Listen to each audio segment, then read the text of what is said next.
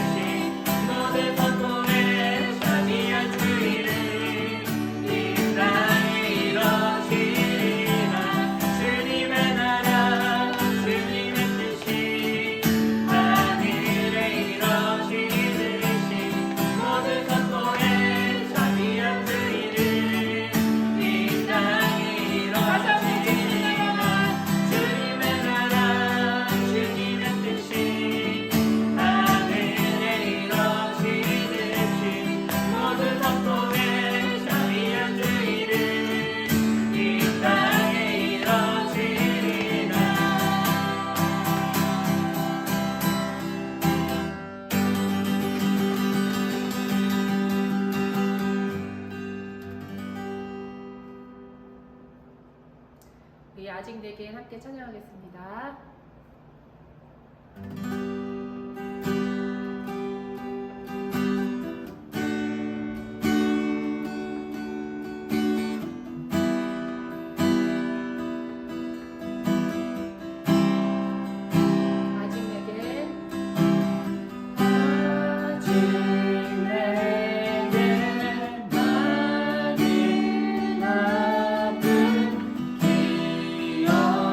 기억이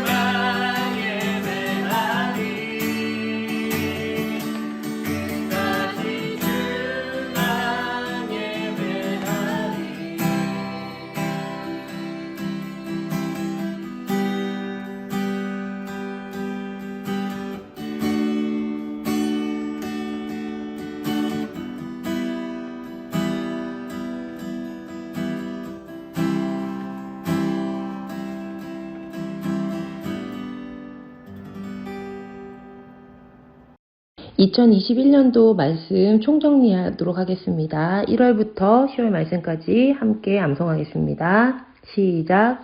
그러므로 주 안에서 갇힌 내가 너희를 권하노니 너희가 부르심을 받은 일에 합당하게 행하여 모든 겸손과 온유로 하고 오래 참음으로 사랑 가운데서 서로 용납하고 평안에 매는 줄로 성령이 하나 되게 하신 것을 힘써 지키라.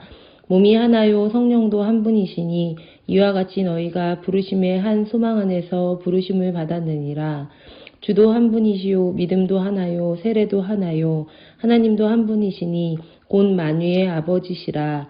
만유 위에 계시고 만유를 통일하시고 만유 가운데 계시도다.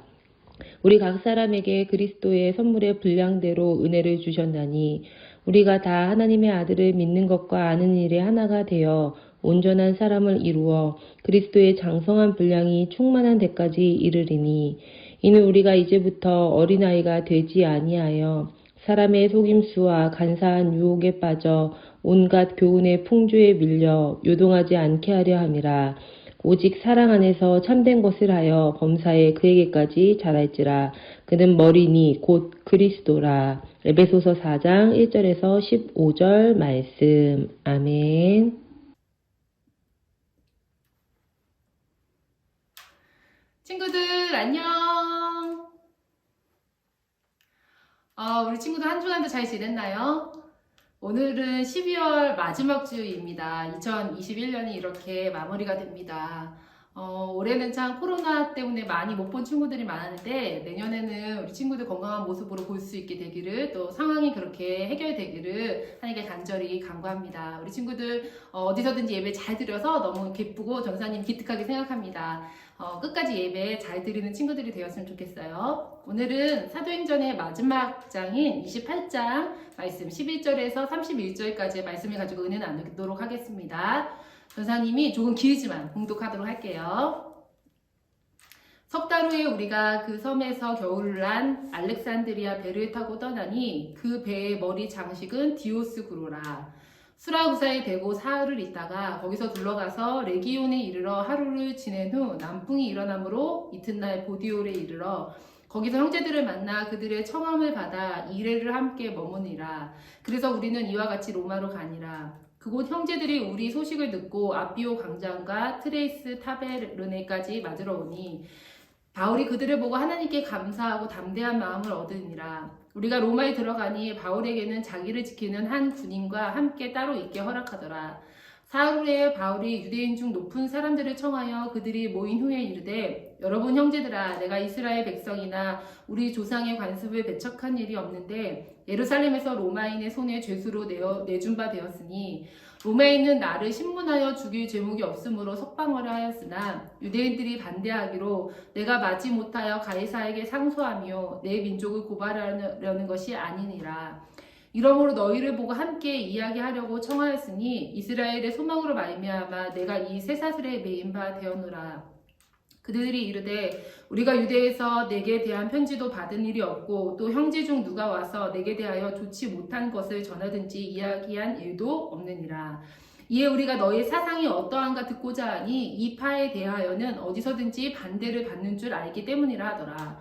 그들이 날짜를 정하고 그가 유숙하는 집에 많이 오니 바울이 아침부터 저녁까지 강론하여 하나님의 나라를 증언하고 모세의 율법과 선지자의 말을 가지고 예수에 대하여 권하더라. 그 말을 믿는 사람도 있고 믿지 아니하는 사람도 있어 서로 맞지 아니하여 흩어질 때에 바울이 한 말로 이르되 성령이 선지자 이사야를 통하여 너희 조상들에게 말씀하신 것이 옳도다. 일러스되 이 백성에게 가서 말하기를 너희가 듣기는 들어도 도무지 깨닫지 못하며 보기는 보아도 도무지 알지 못하는도다. 이 백성들의 마음이 우둔하여져서 그 귀로는 둔하게 듣고 그 눈은 감았으니 이는 눈으로 보고 귀로 듣고 마음으로 깨달아 돌아오면 내가 고쳐줄까 함이라 하였으니 그런즉 하나님의 이 구원이 이방인에게로 보내어진 줄 알라. 그들은 그것을 들으리라 하더라. 바울이 온 이태를 자기 셋집에 머물면서 자기에게 오는 사람을 다 영접하고 하나님의 나라를 전파하며 주 예수 그리스도에 관한 모든 것을 담대하게 거침없이 가르치더라. 아멘. 오늘은 바울의 셋집이라는 제목으로 함께 사도행전 마지막 장, 마지막 말씀 함께 나누도록 하겠습니다. 먼저 지난주 말씀을 기억해 볼게요.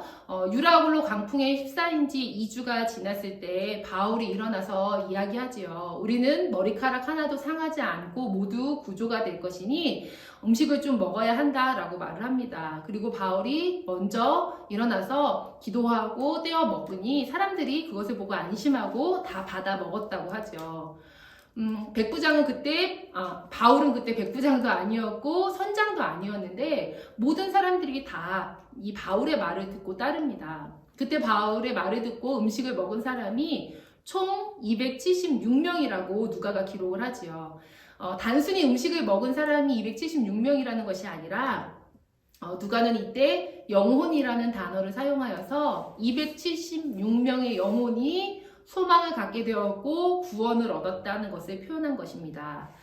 그리고 이 알렉산드리아 호는 바울의 말대로 멜리데라는 섬에 도착을 하죠. 그 오는 중에 배가 다 깨지고 파선을 하지만 그래도 모든 사람들은 안전하게 한 명도 상함이 없이 멜리데라는 섬에 구조가 됩니다. 그리고 그곳에서 놀라운 일들이 일어나게 돼요. 불을 쬐던 바울이 독사에 물리게 되었는데 시간이 지났는데도 바울이 죽지 않았던 것이죠. 그래서 이 사건으로 인해서 바울은 그 섬에서 가장 높은 사람, 추장인 보블리오라는 사람의 초대를 받게 되는데 그곳에서 보블리오의 아버지의 열병과 이지를 고쳐주게 됩니다. 기도해서 낫게 했다고 나오죠. 그리고 그 섬의 다른 병자들도 다 고치어주게 됩니다.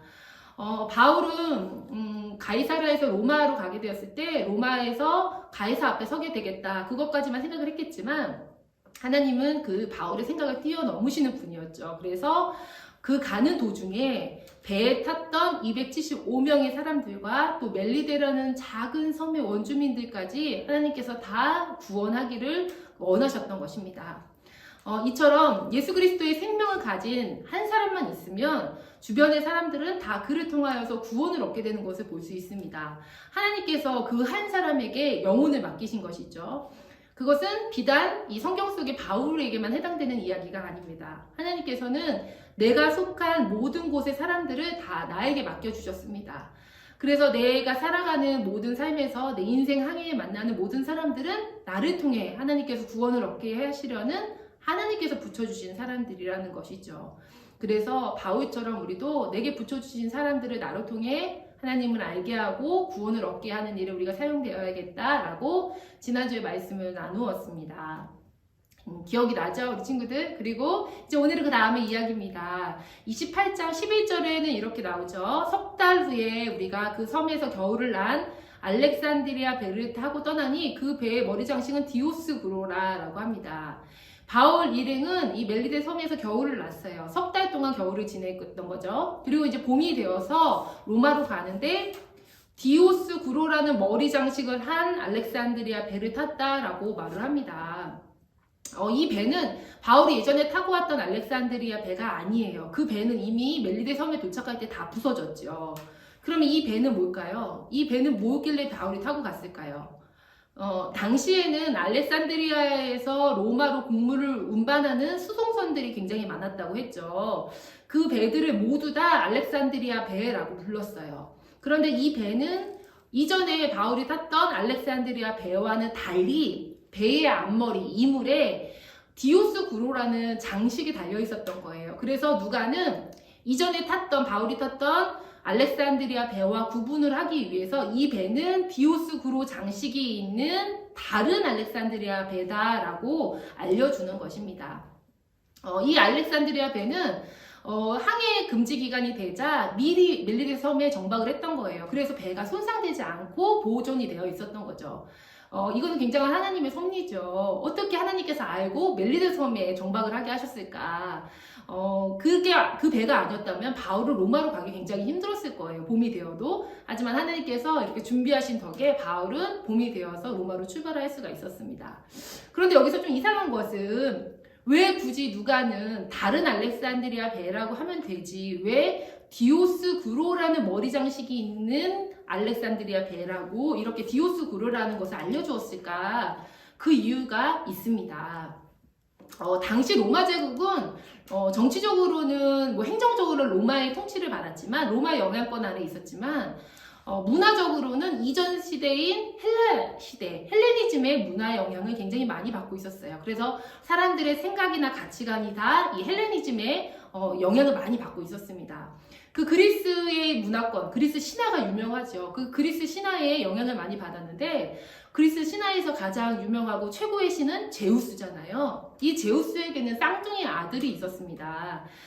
이 쌍둥이 아들 중에서 캐스터에게는 제우스가 바다를 맡깁니다. 그래서 항해하는 사공들이 안전하게 항해를 할 수 있도록 하는 그런 권한을 캐스터라는 아들에게 맡겨요. 그리고 또 다른 아들 폴루스에게는 장사하는 사람들이 이윤을 남길 수 있는 부자가 될 수 있는 그런 권한을 줍니다. 그래서 캐스터와 폴룩스를 합친 것이 이 쌍둥이 디오스구로였던 거예요. 그러니까 디오스구로는 바다에서 무역을 하는 사람들에게는 최고의 신이었던 거죠.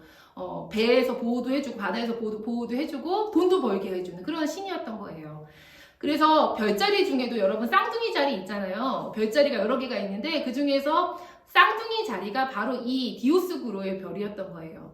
선원들은 이 디오스구로 별, 쌍둥이 별이 자기들을 항해에서 지켜주고 돈을 많이 벌게 해주는 그런 별이라고 생각하면서 굉장히 신봉했다고 합니다. 그런데 그 별이 정말로 바울의 이 기나긴 항해에서 보호해 주었나, 바울의 일행들 276명을 이 쌍둥이 신들이 보호해 주었나 라는 거예요. 아니죠. 이 디오스구로 배에는 바울과 함께 겨울을 보낸 275명의 사람들이 타고 있죠. 이 사람들은 굉장히 오랫동안 몇 달 동안 함께 지내면서 바울과 있으면서 하나님의 역사하심을 다 지켜보았어요. 뭐 유라굴로 광풍에 휩싸였을 때 모두 다 이제 죽을 거라고 생각할 때 바울이 일어나서 우리는 죽지 않는다라고 얘기하죠. 그리고 정말로 한 섬에 도착하고 구원을 받게 됩니다. 그들은 이 바울을 통해서 생사를 주관하시는 분이 하나님이라는 것을 그때 똑똑히 깨닫게 됩니다. 그리고 또 섬에 도착해서도 바울이 여러 가지로 기도해서 기적을 베풀죠. 독사에 물렸던 바울 자체도 죽지 않았을 뿐만 아니라 섬에 있던 많은 사람들의 병이 기도를 통해 낫게 되는 것을 이 275명이 두 눈 뜨고 다 목격을 했던 것입니다. 그러니까 이 275명에게는 바울이 믿는 그 여호와 하나님이 참 신이구나. 그분이 온 세상을 주관하시고 생명을 주관하시는 그런 분이구나 라는 것을 알게 되었다는 거예요. 그러니까 이 배에 있는 디오스구로는 뭘까요? 성경에 보면 디오스구로 장식이라고 나와 있죠. 이 장식인 거예요. 그냥 장식. 사람이 새기고 깎아서 만든 우상의 장식일 뿐이라는 거예요. 그러니까 배의 앞머리에는 디오스구로 장식이 달려있지만 이 배를 주관하시는 분은 하나님이다 라는 것을 누가가 역설적으로 말을 해주고 있는 것입니다. 그리고 이제 바울의 배는 정말 멜리데 섬을 떠나서 12절에 보면 수라구사까지 올라갑니다. 로마 쪽으로 올라가죠. 그리고 사흘을 있다가 13절을 보면 거기서 레기온이라는 곳에 머물게 돼요. 그래서 레기온에서 하루를 머물고 이튿날 드디어 로마 땅을 밟게 되는데 그곳이 보디올이라는 곳입니다. 그리고 성경을 보니까 거기서 보디올의 형제들을 만났다고 말해요. 처음으로 만난 로마 형제들이죠. 이 사람들은 형제들이라고 하는 거 보니까 교회 성도들인 것을 알 수 있죠. 바울은 로마에 이전에 한 번도 가보지 못했어요. 지금 처음으로 로마 땅을 밟는 거예요. 그런데 놀랍게도 로마 땅에는 이미 누군가에 의해서 복음을 듣고 생겨난 교회가 있었고 로마 교회가 있었고 그리고 로마 교회 성도들이 있었습니다. 그래서 바울이 3차 전도여행 때 고린도에 3개월 동안 머무는 동안에 이 로마 교회에 편지를 써서 보내게 돼요. 그것이 바로 복음의 진수라고 할 수 있는 로마서입니다. 그때 바울은 로마서 1장 13절에 보면 내가 로마에 여러 번 가고자 했다. 너희에게 여러 번 가고자 했지만 가지 못했다 라고 얘기하거든요. 그런데 그게 벌써 2년 전 일이에요. 그리고 이제 드디어 그 얼굴도 몰랐던 성도들 하지만 편지를 통해서 그렇게 강력하게 복음을 알려주었던 복음을 전해주었던 그 로마 교회 성도들은 두 눈으로 만나게 된 것입니다. 보디올에서 만나게 된 것이죠. 그런데 이때 이 백부장 율리오가 보디올에서 바울에게 일주일의 시간을 줍니다. 이게 말도 안 되는 일이에요. 왜냐면 지금 바울은 죄수의 신분이잖아요. 그리고 율리오도 이미 3개월이라는 시간에 지체했기 때문에 빨리 로마로 바울을 데리고 가야 했어요. 하지만 자신의 권한으로 개인 시간을 일주일이나 줍니다. 아마도 자신의 생명의 은인인 이 바울에 대한 백부장의 호의였던 것이죠. 그래서 바울은 보디올에서 일주일간 성도들과 믿음의 교제를 하고 로마로 출발을 하게 됩니다. 그리고 15절에서는 이렇게 증언을 하죠.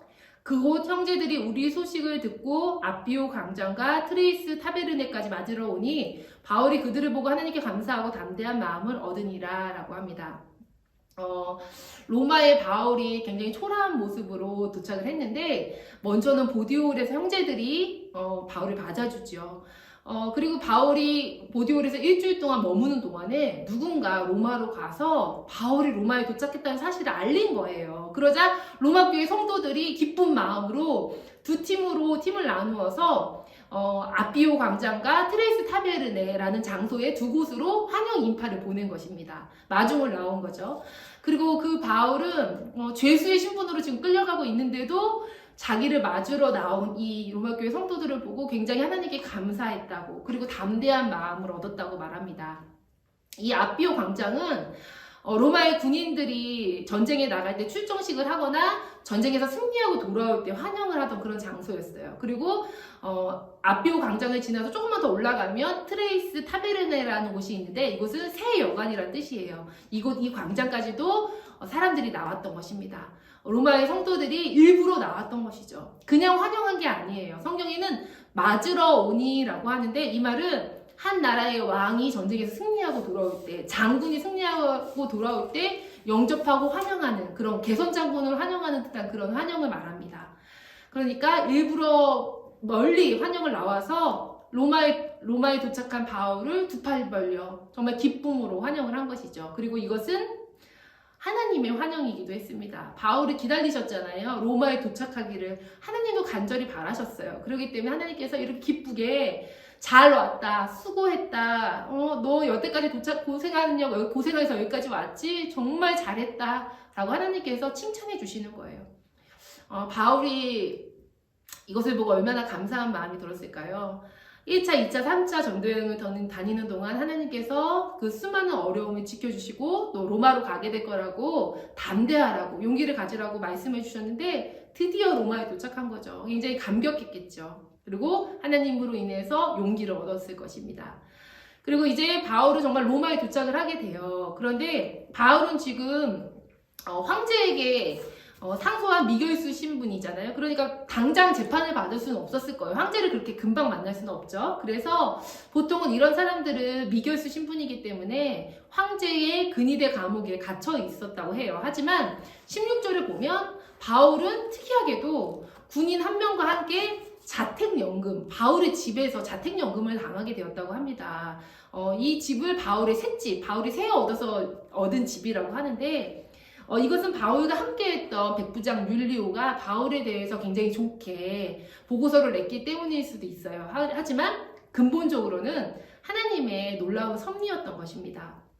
왜냐하면 굉장히 특이한 케이스인데 바울이 감옥 밖에 나와 있어야지 비록 자택연금 상태이지만 그를 찾아오는 사람들을 만나면서 로마에서 복음을 전할 수 있기 때문이죠. 바울이 로마에 온 것은 가이사 앞에 서기 위함이지만 그 전에 로마에서도 만날 사람들이 많이 있었던 거예요. 그래서 17절과 23절에 보면 바울이 자택연금을 하는 2년 동안 수많은 사람들이 바울을 찾아왔던 것을 알 수 있습니다. 우리 23절에 볼게요. 그들이 날짜를 정하고 그가 유숙하는 집에 많이 오니 바울이 아침부터 저녁까지 강론하여 하나님의 나라를 증언하고 모세의 율법과 선지자의 말을 가지고 예수에 대하여 권하더라 라고 하죠. 바울은 아침부터 저녁까지 자기를 찾아오는 모든 사람들에게 하나님의 말씀을 강론합니다. 하나님의 나라에 대해서 증언을 하고 또 구약을 가지고 예수는 그리스도라고 증언을 합니다. 두 가지 전했죠. 뭘 전했다고? 하나님의 나라에 관해서 증언하고 두 번째는 예수가 그리스도라는 것을 증언을 합니다. 이것은 신학 공부를 하든 안 하든 우리도 할 수 있는 일이죠. 그렇죠? 우리도 할 수 있는 일이에요. 하나님의 나라에 대해서 확신하고 예수가 그리스도라는 것을 믿는 모든 사람들은 전할 수 있는 것이죠. 원래는 바울은 전도 전략은 항상 어떤 도시를 가든지 회당을 찾아가서 복음을 전했는데 지금 바울은 그럴 수가 없죠. 같은 연금 상태잖아요. 그래서 사람들이 찾아와 오면 그때 복음을 전했던 것입니다. 그런데 놀라운 것은 바울이 당시에 지병이 있었잖아요. 몸이 안 좋았어요. 그리고 나이가 많은 노인이었음에도 불구하고 아침부터 저녁까지 복음을 전했다는 것이죠. 사실 1시간, 2시간, 3시간 동안 설교하고 강의만 해도 굉장히 힘들어요. 근데 바울은 아침부터 저녁까지 쉬지 않고 2년 동안이나 복음을 전했다는 것입니다. 정말 끝까지 하나님을 위해서 이제 로마에 도착했다고 안심하지 않고 최선을 다하는 이 바울의 모습을 볼 수가 있죠.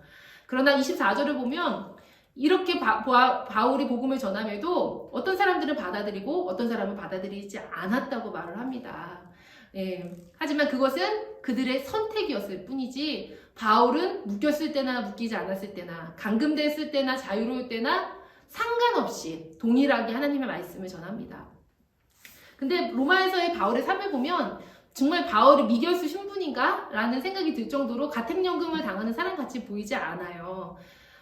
바울에게는 이 묶인 것이, 매인 것이 전혀 장애가 되지 않았던 것입니다. 30절, 31절을 볼게요. 이 마지막 절이죠. 바울이 온 이태를 자기 셋집에 머물면서 자기에게 오는 사람을 다 영접하고 하나님의 나라를 전파하며 주 예수 그리스도에 관한 모든 것을 담대하게 거침없이 가르치더라 라고 해요. 바울이 로마에서 가택연금을 당해서 있던 그 셋집에서 꼬박 2년 동안을 자기가 찾아오는 모든 사람들을 다 영접하면서 복음을 전했다는 것이죠. 그러니까 바울에게는 매인 것이 핑계가 되지 않았던 거예요. 자기가 이렇게 묶여있는 것이 문제가 되지 않았다는 것입니다. 그러므로 우리도 마찬가지죠. 어디에 매여 있어? 어떤 사람에게 매여 있어? 어떤 상황에 매여 있어? 어떤 관계에 매여 있어? 이것이 문제가 되지 않는다는 거예요. 어떤 거에? 복음을 전하는데 문제가 되지 않는 거예요. 오히려 바울은 그것을 매인 것을 기회로 삼았습니다. 바울에게는 이 시간이 오히려 다른 것을 하지 않고 복음을 전할 수 있는 귀한 인연이 되었어요. 오히려 로마의 보호를 받으면서 감옥에 있진 않지만 자유롭게 복음을 전할 수 있는 은혜로운 2년의 시간이 되었습니다. 만약에 로마에서도 바울이 회당을 찾아다니면서 복음을 전했다면 살해의 위협을 받았을 거예요. 하지만 24시간 동안 바울을 호위하는 병사의 그 호위 속에서 바울은 복음만 전할 수 있었어요. 얼마 동안? 2년 동안 하루 종일. 그러므로 우리에게도 도전이 되는 거죠. 이때가 우리가 상황이 어디에 매여 있을지라도 하나님 나라와 복음을 전할 수 있는 가장 적합한 때라는 것입니다. 오늘 말씀으로 이제 사도행전 28장으로 다 마무리가 되게 됩니다. 우리가 1년 넘게 사도행전 말씀을 나누었죠. 근데 사도행전 1장에서 보면 예수님께서 승천하시기 전에 제자들에게 마지막으로 부탁, 그리고 명령을 하시죠. 그것은 오직 성령이 너희에게 임하시면 너희가 권능을 받고 예루살렘과 온 유대와 사마리아 땅끝까지 이르러 내 증인이 되리라 라고 하세요. 내 증인이 되리라. 너희가 땅끝까지 내 증인이 되리라 라는 그 말씀을 가지고 정말 주님의 증인들이 복음 한 가지 가지고 예루살렘을 넘어서 사마리아 땅을 넘어서 또 소아시아를 넘어서 유럽까지 그리고 오늘 말씀에 로마까지 오게 된 것입니다. 그 증인들의 이야기가 사도행전 1장부터 시작해서 오늘까지 28장까지 오게 된 거예요. 쉬지 않고 왔죠. 여기서는 바울이 주인공이 아닙니다. 바울이 주인공처럼 보이죠? 바울이 주인공이 아니에요. 뭐 베드로는 주인공인가요? 베드로도 주인공이 아니에요. 사도들이 주인공이 아니에요. 이 사도행전의 주인공은 오로지 예수님이십니다. 바울은 그 증인 중에 한 사람이었을 뿐이에요. 사도행전에 나오는 많은 증인들은 주님의 명령에 충성하여서 땅끝의 시작이 되는 이 로마에 온 것입니다. 이 땅끝이에요. 이제 땅끝이 열리기 시작한 것이죠. 근데 오늘 말씀을 보면 참 이상한 게 31절에서 바울이 그렇게 열심히 담대하게 복음을 전하더라 라고 좀 로마에서의 바울의 사역이 좀 애매모호하게 끝나는 그런 게 보여요. 어떻게 기승전결 해서 결론이 맺어져야 되는데 결론이 없어 보여요. 다른 문헌을 보면 바울이 2년의 자택연금 후에 참수형을 당하고 재판을 참수형을 당해서 죽었다고 전해지죠. 그래서 뭐 바울이 참수형을 당해서 목이 떨어진 그 자리, 세 군데 퉁퉁퉁 떨어진 그 자리에 분수가 생겨서 지금도 로마에 그 분수가 있다고 해요. 하지만 누가는 이런 것은 전혀 기록하지 않습니다. 왜 그랬을까요? 바울이 죽었다, 이렇게 해서 사역해서 죽었다, 이런 얘기 기록하지 않아요. 그게 중요하지 않기 때문입니다. 바울이 중요하지 않기 때문이에요. 바울의 죽음이 그렇게 중요하지 않기 때문이에요. 바울은 증인으로 해서 삶을 다했을 뿐인 거죠. 그리고 무엇보다 바울이 죽었다고 거기서 복음이 끝난 게 아니기 때문이에요. 복음을 전하는 일은 계속되었기 때문입니다. 여러분, 복음의 증인이란 그런 것입니다. 로마가 얼마나 많이 핍박을 했습니까? 얼마나 많이 그리스도인들을 압제를 했어요. 하지만 죽이고 또 죽이고 또 죽이고 또 죽였는데도 다 없애지 못했던 거예요, 그리스도인들을. 그래서 여기까지 온 것입니다. 그리스도인들을 핍박하고 사자굴에 던져 넣어도, 고문을 해도 계속해서 새로운 그리스도인들이 생겨나니까 결국은 로마가 포기를 한 거죠. 그리고 그 많은 증인들이 복음을 전해서 오늘날 2021년도에 예수님을 믿는 우리 한국 땅의 우리들까지 오게 된 것이죠. 그러니까 이 사도행전 28장은 여기서 끝난 게 아니라 이 이후에 계속해서 사도행전 29장, 30장을 써나가는 우리들의 이야기인 것이죠. 여러분들은 어떻습니까? 여러분들이 그리스도인들이고 주님의 증인이라면 여러분들도 사도행전의 뒤를 잇는 사도행전 28장 이후를 쓰는 그 복음의 증인이 되어야 하지 않겠습니까? 여러분, 우리가 정말로 코로나라는 상황에 지금 2년 거의 가까이 매여 있지만 여러분, 바울에게 매인 것이 문제가 되지 않고 핑계가 되지 않았습니다. 여러분, 우리도 그것을 기억하면서 지금 있는 이 자리에서 복음의 증인으로 그리스도를 전하며 살아갈 수 있기를 바랍니다. 우리가 그럴 때 사도행전 29장, 사도행전 30장을 쓰는 주님의 제자들, 주님의 증인들로 사용받을 줄 믿습니다. 우리 친구들 한 해 동안 너무너무 수고했고요. 내년에도 이 믿음 잃지 말고 우리가 찬양한 대로 끝까지 주님 따라가는 우리 친구들, 선생님들 되길 바랍니다. 선생님 기도하고 마치겠습니다. 하나님 감사합니다. 바울은 로마에서 비록 매인 몸이었지만 또 자유가 없는 몸이었지만 그 상황에서 더 담대하게 복음을 전했습니다. 매인 것이 바울에게 핑계가 되지 않았고 문제가 되지 않았습니다. 주님, 하지만 우리는 많은 것을 핑계대며 살아갑니다. 매여서 문제가 된다고 합니다. 주님, 우리의 이런 연약함을 용서해 주옵소서. 우리가 매인 것으로 인해서 낙심하지 않게 해주시고 오히려 매였기 때문에 주님을 더욱더 담대히 전할 수 있게 하여 주옵소서. 내가 있는 자리에서 복음의 증인으로 살아갈 수 있는 우리 중고등부 친구들과 선생님 되게 하여 주옵소서. 예수님의 이름으로 기도합니다. 아멘. 하늘에 계신 우리 아버지여, 이름이 거룩히 여김을 받으시오며 나라의 임하옵시며 뜻이 하늘에서 이룬 것 같이 땅에서도 이루어지이다. 오늘날 우리에게 일용할 양식을 주옵시고 우리가 우리에게 죄 지은 자를 사하여 준 것 같이 우리의 죄를 사하여 주옵시고 우리를 시험에 들게 하지 마옵시고 다만 악에서 구하옵소서. 나라와 권세와 영광이 아버지께 영원히 있사옵나이다. 아멘. 우리 친구들 예배를 마쳤습니다. 1년 동안 너무너무 수고했습니다. 우리 친구들 각자의 자리에서 예배드리느라 애쓰는 모든 친구들 하나님께서 그 마음 알아주실 줄 믿습니다. 우리 친구들 믿음 잃지 말고 내년에도 또 한 단계 성장하는 우리 친구들 되기 바랍니다. 우리 내년 2022년도에 만나도록 할게요. 안녕.